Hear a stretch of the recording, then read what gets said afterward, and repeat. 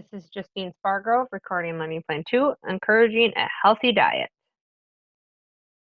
So our objectives here are to discuss nutrition and the types of nutrients, identify factors that affect nutrition, discuss nutrition throughout the lifespan, discuss growth charts, and how to manage nutritional imbalances.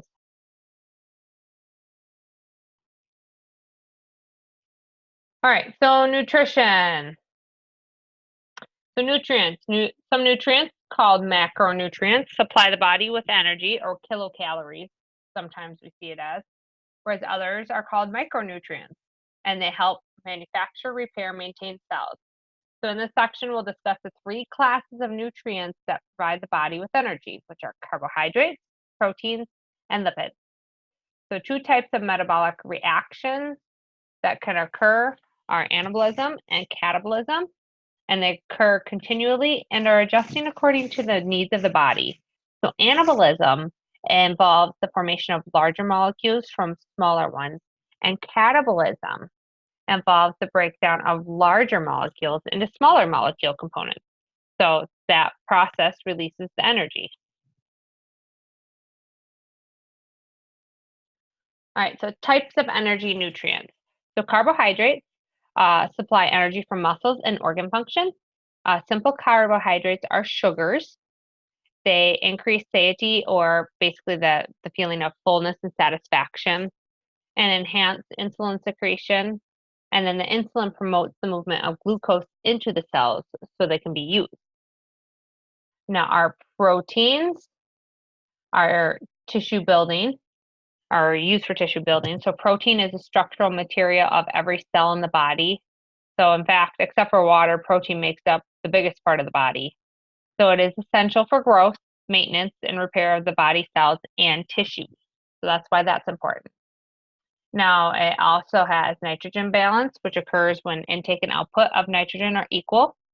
A positive nitrogen balance exists when nitrogen intake exceeds output, making a pool of amino acids available for growth, pregnancy, and tissue maintenance and repair.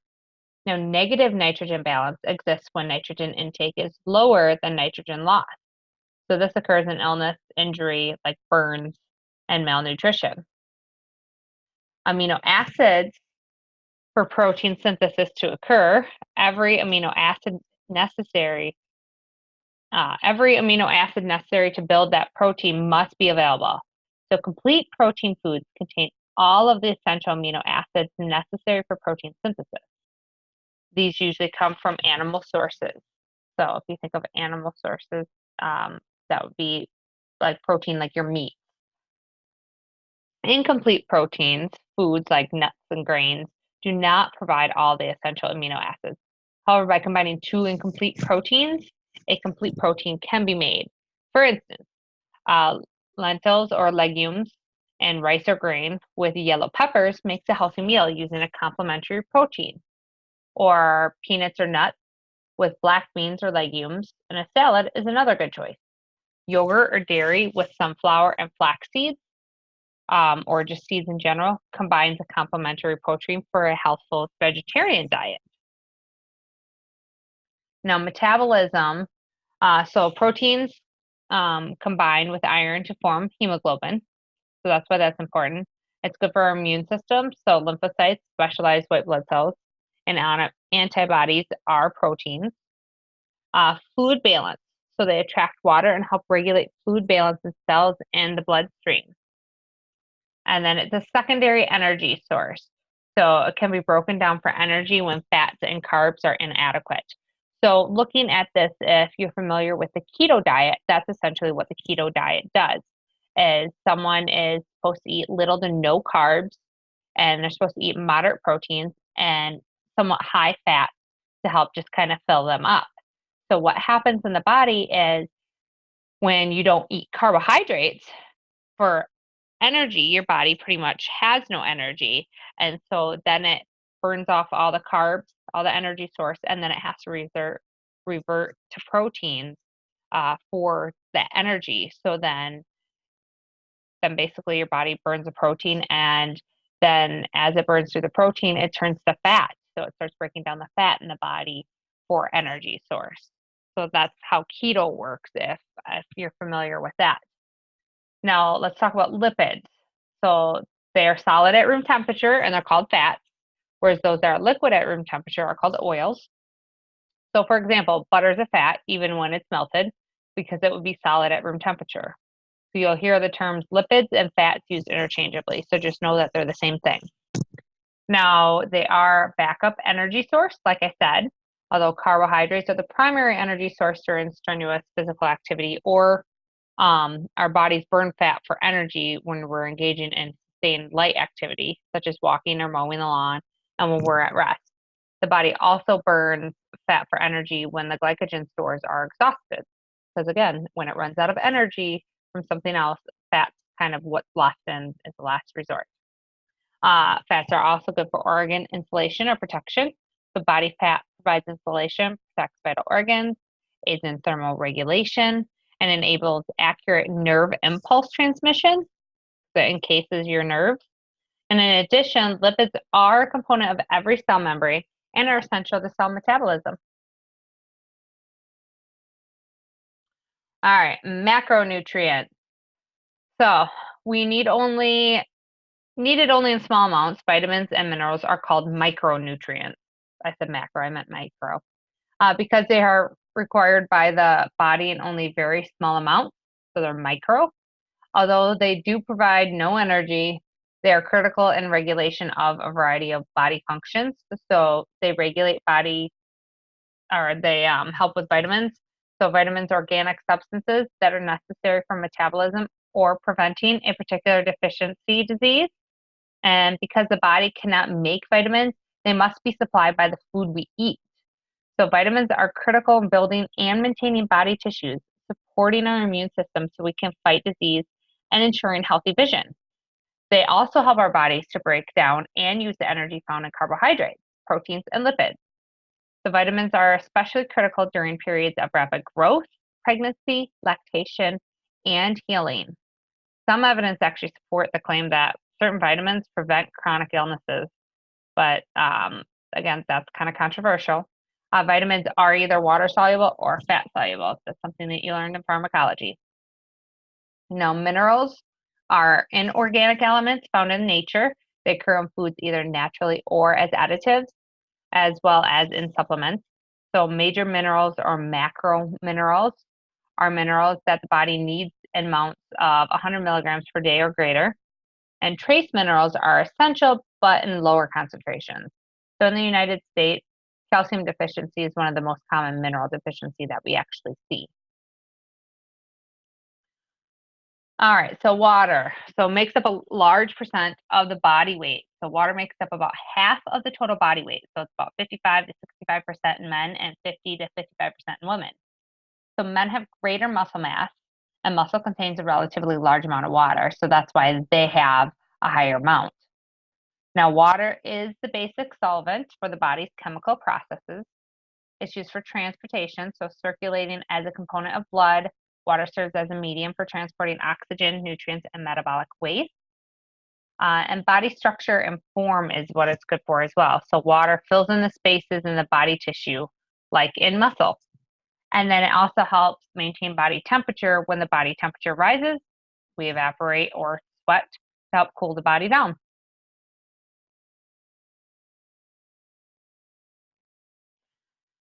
All right, energy for balance concept. So energy and nutrients measure in calories. Calories in must equal the calories burned. So too few calories or nutrients can lead to undernourishment, and then too many calories can lead to obesity. So a lot of times we look at the basal metabolic rate, or the BMR, and that's a measure of energy used while at rest in a neutral temperature environment. So like sitting on the couch at a nice, comfortable temperature, eating potato chips or just watching TV, and the energy required for vital organs such as the heart, liver, and brain to function. So just sitting there not doing a darned old thing would be our basal metabolic rate. So factors that affect nutrition. So developmental stages can have an effect. So from infants to elders, As specific developmental stages, nutritional needs and eating patterns vary according to physiological growth and activity level, metabolic processes, disease prevention, and other factors. This also includes lactating women. The nutritional requirements increase dramatically during pregnancy as the mother actually provides the nutritional needs of the fetus.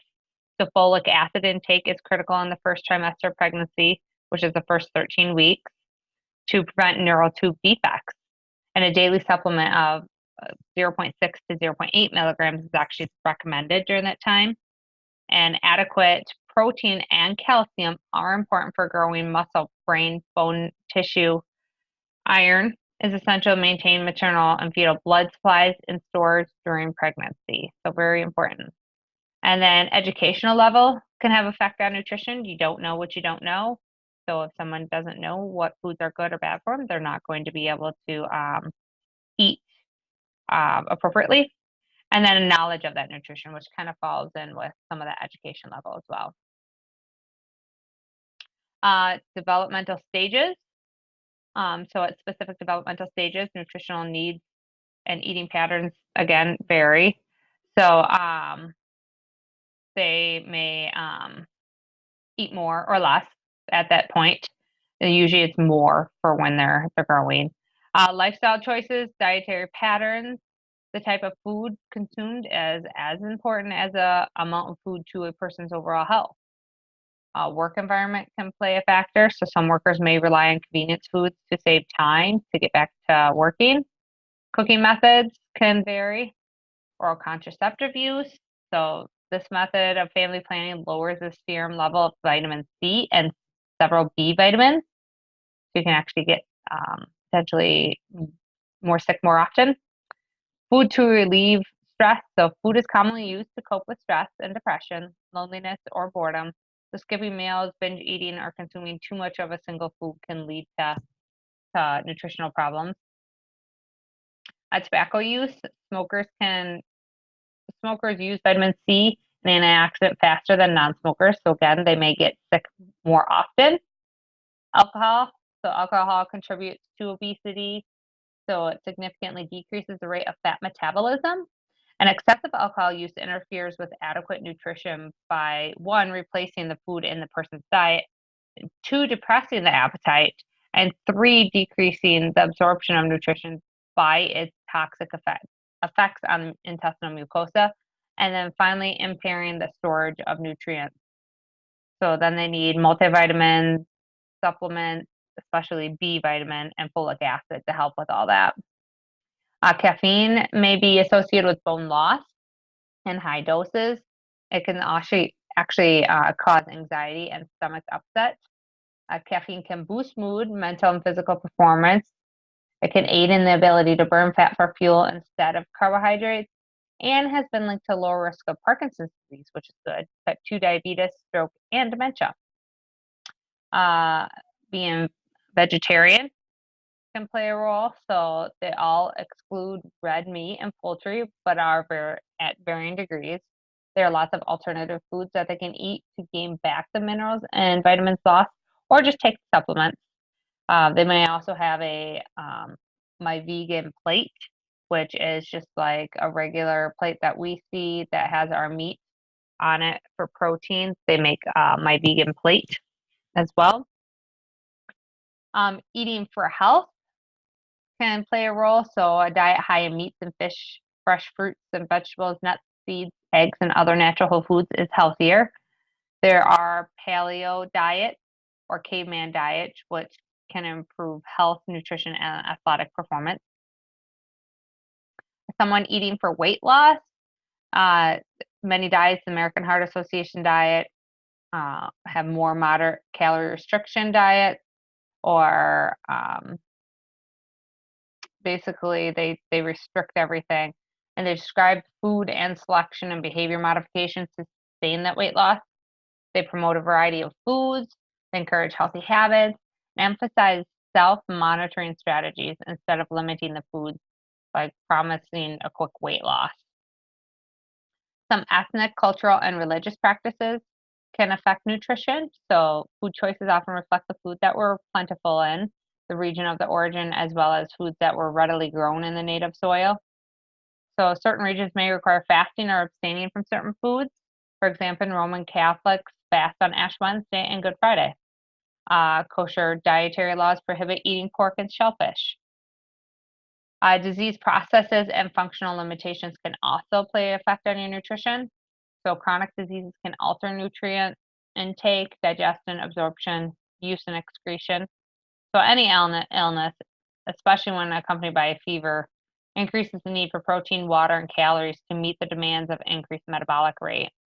So a person with a developmental delay, severe mental illness, confusion, or memory loss may be unable to actually remember what, when, or whether he or she even ate for the day. Medications can play a role in our nutrition. So in addition to the direct effects of diseases and disorders, nutrition may be affected by the drugs and therapies used to treat them. Some people have a special diet that they must follow, or a modified diet to assist in managing their illness, like a regular diet, NPO, consistency changes as far as like with fluid, patients with chronic health concerns, and diet modified for disease are usually the ones that kind of fall under that category. All right, so let's look at nutritional concerns in children. So the period from conception into the second year of life is most critical for the brain development. Therefore, the baby needs optimal nutrition. It needs calcium for bone growth and teeth, vitamin C for iron absorption, and vitamin D for calcium regulation. So iron supplements usually are given between 4 to 6 months, since their stores usually run out by that time. So the body is able to store it from when it was inside the mother until about 4 to 6 months. That's why they need the iron supplements. They do have a higher metabolic rate and have greater water loss through the skin, since it makes up a greater portion of the infant's body. Infants require 1.5 to 2 ounces of breast milk or formula per pound of the body weight per day. So breast milk is the ideal nutrition for infants, but formula has come fairly close to being like breast milk, essentially. Infant nutrition, so addition of supplemental foods. So the introduction of supplemental foods are usually recommended, like semi-solids are between 4 to 6 months of age. However, it depends on which resource you look at. Some resources will tell you that children do not need any type of solid foods, just breast milk until 6 months of age. So exclusively breast milk until 6 months. So it just depends on what you're looking at as far as that information. And then we always encourage them to introduce one new food at a time, at a minimum of 3 to 5 days in between each of the foods. So that way, if they start having a reaction, you will know which food it was that they had a reaction to. Toddler nutrition. So they have fewer energy demands. The GI system matures and is able to eat usually 3 meals a day with snacks. So by 3 years, they usually have all their deciduous teeth. They need iron, calcium, vitamins A and C. They drink milk for the growing brain. We encourage 1 fruit or vegetable per meal. They usually take a long time to eat or refuse to eat at all. So let the toddler make the choices and help when appropriate in preparing those meals. That will help alleviate some of the arguments that you end up having. They'll eat when they're hungry.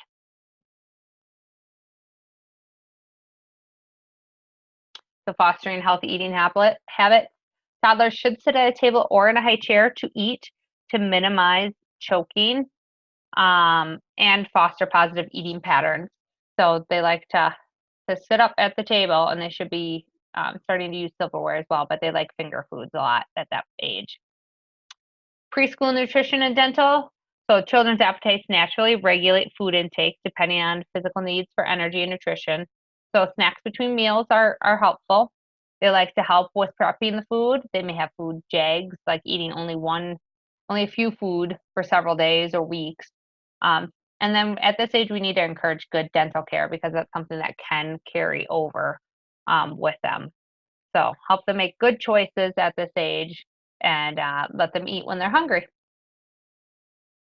Preschoolers, um, they learn food habits by eating with others. So engaging them in food preparation, enhancing knowledge of food, and promote intake at meal times. So they eat better when they eat as a group. School age child nutrition. So growth and energy requirements. So they have the pre-adolescent growth spurt. And so then a lot of times they like to eat a little bit more again. They now become more responsible for their food preparation and selection of foods. So again, helping them choose good foods will help when they're able to make their own foods or come home from school and grab a snack. They'll hopefully grab a good healthy snack, and they may resist to new food items just because that's how they are. They usually have their permanent teeth erupted, and so again, encouraging that good dental care will help. Their digestive system has matured at this time. We want to help them eat breakfast to provide nutrients and energy for problem-solving skills, memory, sports, and playground activities when they're at school. Adolescent nutrition. So rapid growth and development of reproductive system happens at this point. Boys increase in muscle and tissue and bone length and density. Girls have menstruation and fat deposits. They need energy, vitamins, and minerals almost as much as in infancy. So specifically protein, calcium, iron, and B and D vitamins. And here at this age, they're responsible for their own food decisions and keep only healthful snack foods in the home and will help with some of that. And at this age, you might start seeing some of those eating disorders cropping up.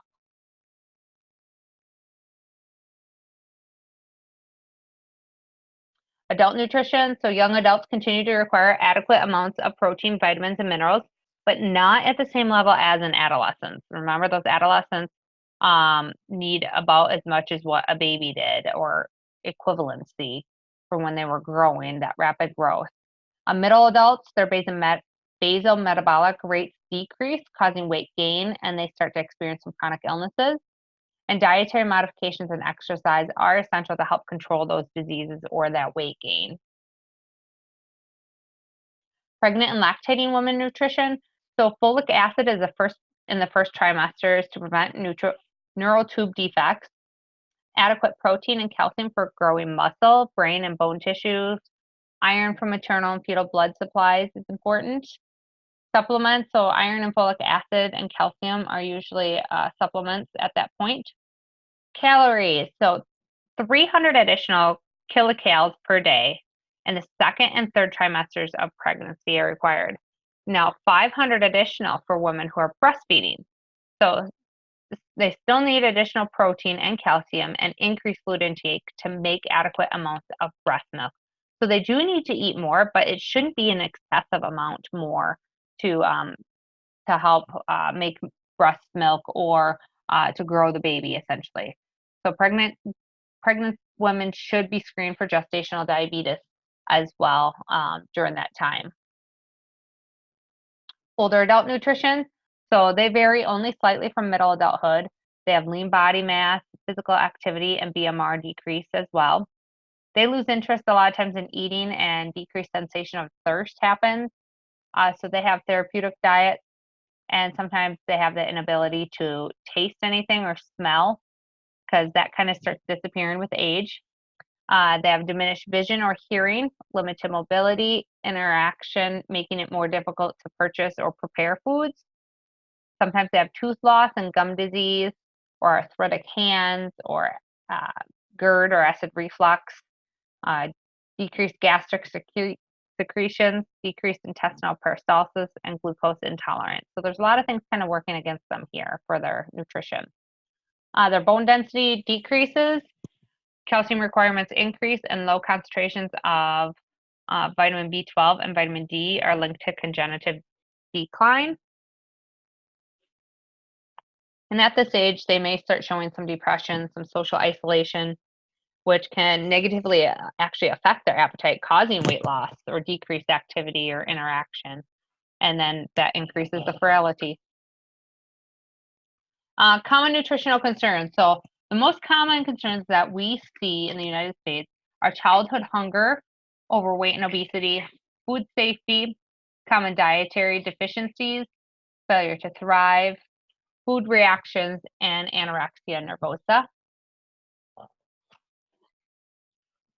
let's look at those alterations in nutrition. So underweight. So the cause of underweight status may be psychological, social, economic, or physiological, like a hospitalization, self-care deficits, illnesses, or eating disorders. So a person can also be malnourished with regard to specific nutrients without actually being underweight. So if they're not eating the right things and just eating junk food all the time, they still may be undernourished or malnourished, but not be underweight. Obesity and overweight together affect 2/3 of our adult population and are associated with chronic diseases such as diabetes, hypertension, coronary artery disease, stroke, gallbladder disease, gout, obstructive sleep apnea. A person who is 40% overweight is twice as likely to die prematurely as a normal weight person.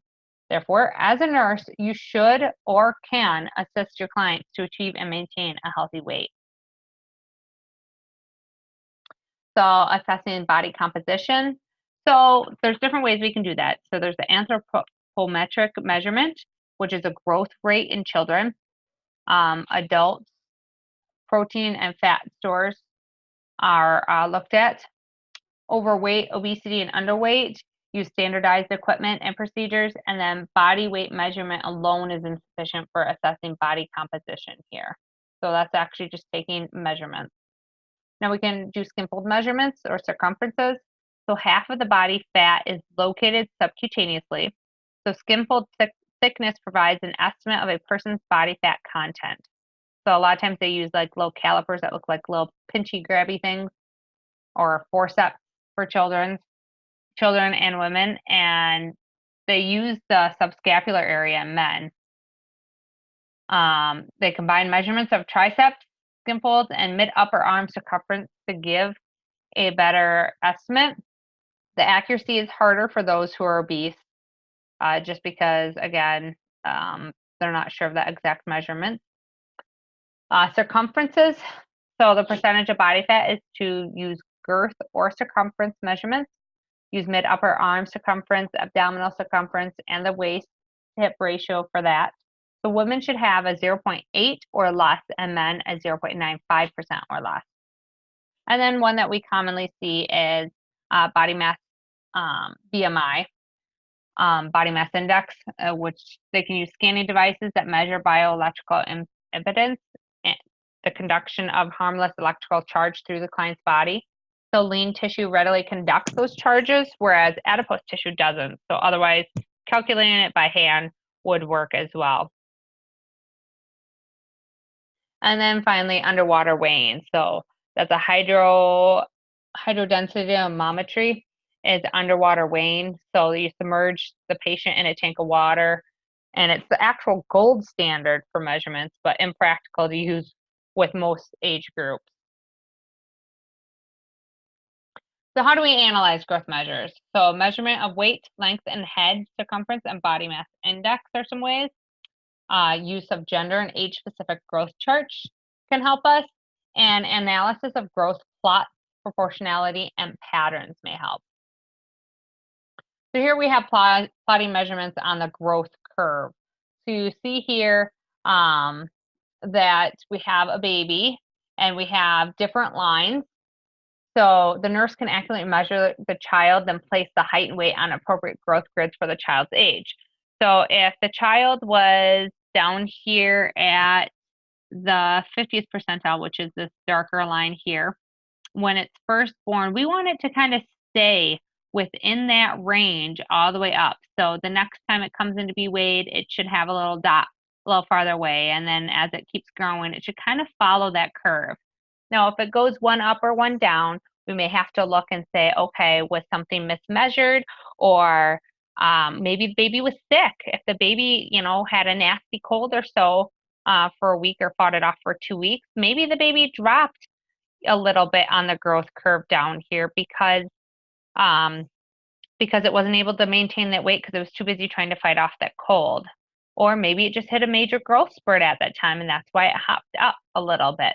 So there are different reasons for why a child may move around on this growth curve, but wherever it starts, we'd like to generally see it kind of follow that the rest of the way through.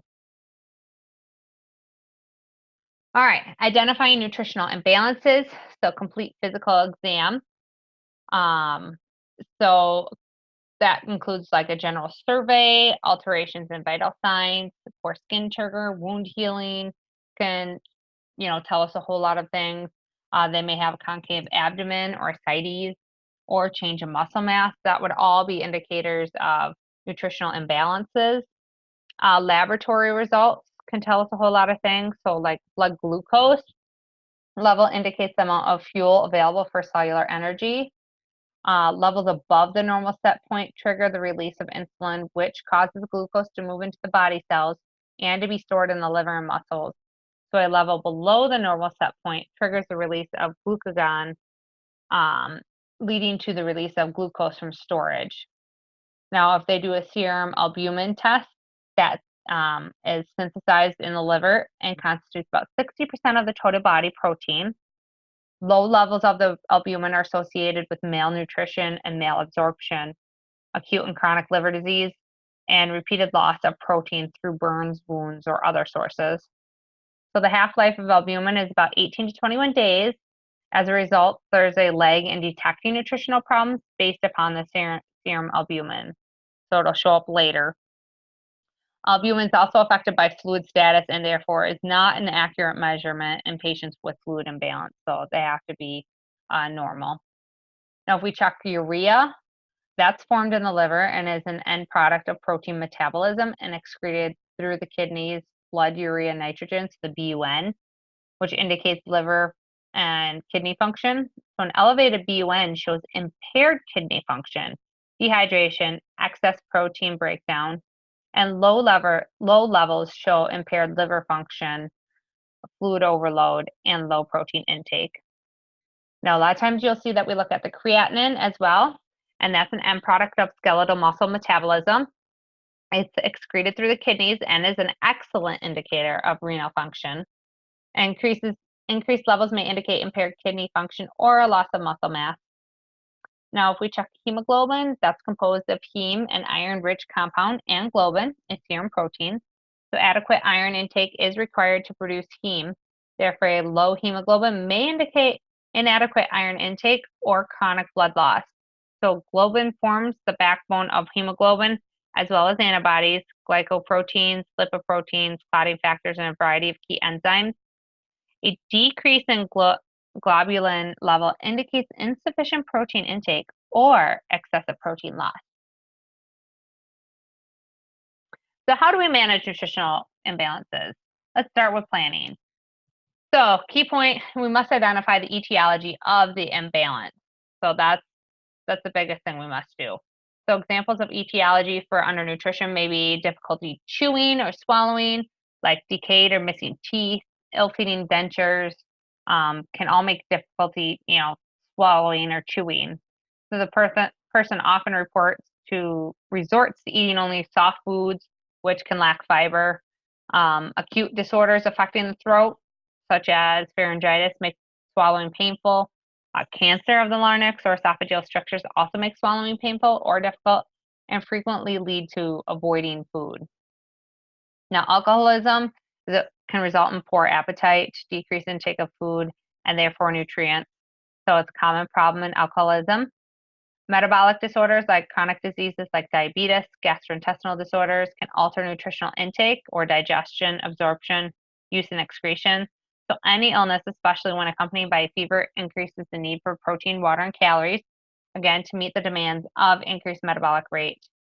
So traumatic injury, burn surgeries, things like that require extra protein and vitamin C for wound healing and tissue rebuilding. All right, so let's look at some interventions. So client family teaching related to vitamins and mineral supplements can be helpful, and then obtaining nutritious foods on a limited budget. So for older adults in the United States, there's two types of food programs that are available for you to recommend to them. So everyone older than age 60, regardless of the income, can eat hot noon meals at community centers. under the Congregate Meals Program, and those who are ill or disabled can receive meals at home under the Home Delivered Meals Program. So socially needy persons, e.g., like those who are homeless, essentially, are given priority. And these programs are funded by public-private ownerships, like Meals on Wheels.